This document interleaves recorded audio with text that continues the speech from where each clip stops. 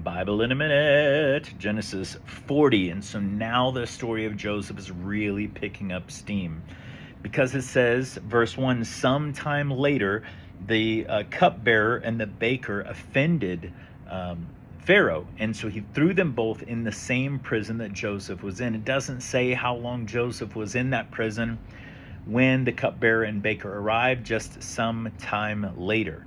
And so they both offended Pharaoh. They both got sent in prison. But one night they both have dreams on the same night. And they're upset. And Joseph says, why are you looking so sad? And they're like, well, we had these really disturbing dreams, but we don't know what they mean. And so Joseph says, don't interpretations belong to God? Tell it to me.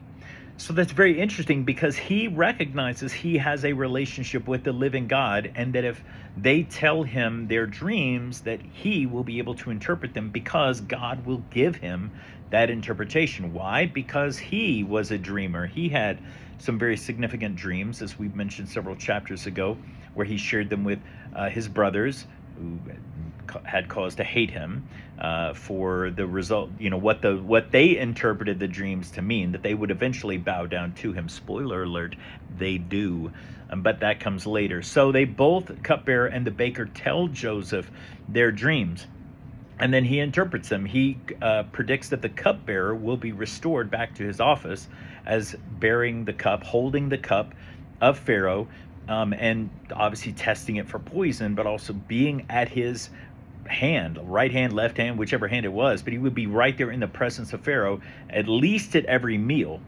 And so in verse 14, Joseph tells the cupbearer, please remember me when it goes well for you, and show me kindness, please, and mention me to Pharaoh, so that he will release me from this prison. And why? Verse 15, for the truth is that I was kidnapped from the land of the Hebrews, and here too I have done nothing wrong that would justify putting me in this dungeon.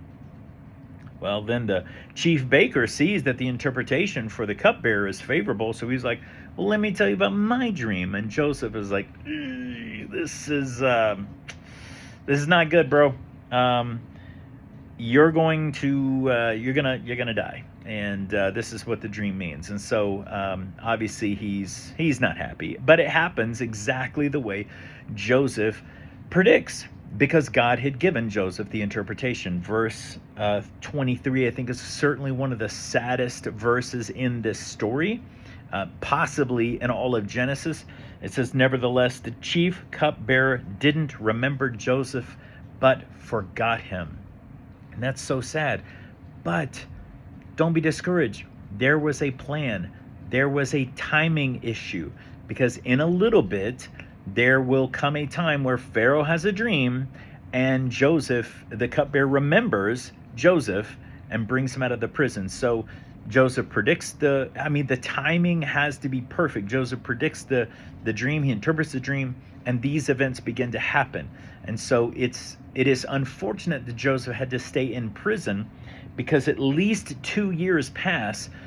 We find that in the next very verse, chapter 41, verse 1. At least 2 years pass between his interpretation and when Pharaoh has his dream.